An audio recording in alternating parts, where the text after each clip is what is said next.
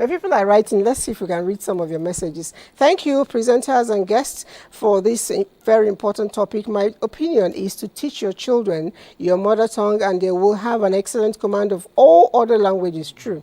They intentionally want to learn. Kudos to the ladies on set, and they are all brilliant and beautiful. Thank you.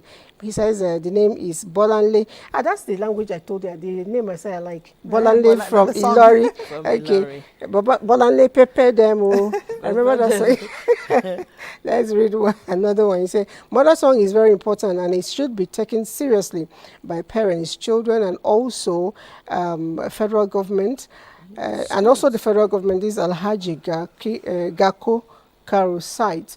And let's talk a little bit more before I take one more message. Now, I'd like to know, Devon, you know, what do we do to make our children naturally, you know, begin to have love to learn our languages? Because the truth is, there are a lot of them. In Abuja here, not just Abuja, a lot of places, they go to schools that think they are, you know, very, very tushed. Those schools, they don't let children speak any other thing except English. The teachers make them look down on their languages. When these kids come out and you're telling the person, where are you from? If like Abriba, and I say, Ka, he says, what's that? You know, how do we, you know, our languages more? At a point you mentioned, we lost touch with our traditional clothes. Now, anybody you tell dress up, they're going traditional, not suits, not tie. Yeah. You know, I'm sure we can bring back our language. How do we go about it? Well, the way I see it, it's parents getting very intentional. I also went through school systems that would not allow you to speak vernacular. Okay, you used to call vernacular. Vernacular, yes. Primary, secondary school, no, it wasn't allowed. And I think that was because they wanted to give students or pupils the added advantage of learning this foreign language properly, because it's a requirement for you to, you know, pass through and even get to the university. I don't think it was about looking down on any cultures per se, because we used to have Cultural Day where you were required to come to school in your traditional attire. We had cultural dances, dance competitions, and it was always cultural. So I would advise parents that that are interested in this to make sure that they speak well about their ethnic group. That's it. Speak well about your ethnic group.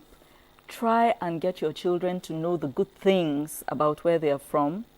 And then you as parents also, in the kitchen, make sure that at least a good quantity of the food you eat is something that's cultural.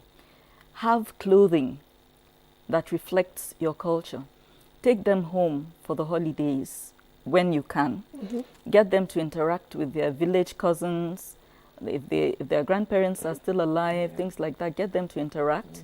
Get granddaddy or grandmommy to tell them about historical aspects of culture that may be lost now, and so on.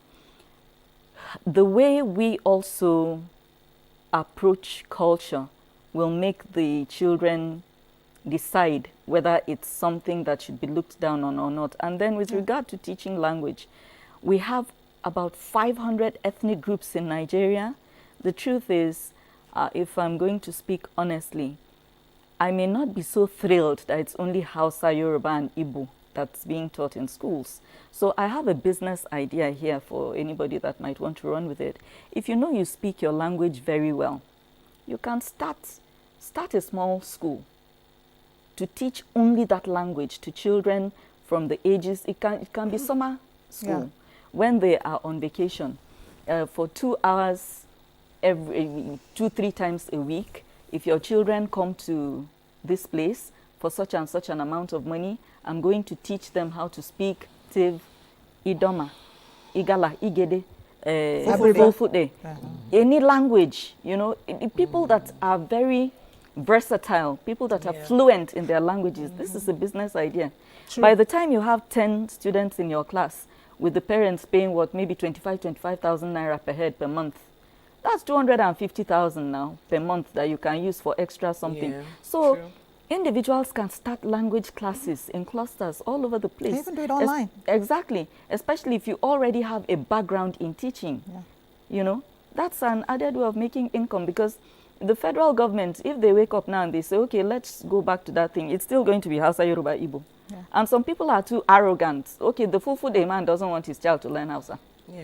So no, you understand? No, let me correct. It's not that he doesn't. He believes no, I'm that, speaking generally. That eventually, if you live in northern Nigeria, you will learn Hausa. Eventually. Yes. But if you are not intentional about learning Fulfulde, yes, you will not learn. But the thing is, in Nigeria now, that ethnic group is called Hausa Fulani, which is absurd. It's like saying TV Gede. Yes, it's Fulani, it's Fulani. But most non-northerners, most southerners feel that there's an ethnic group known as Hausa Fulani. It doesn't exist.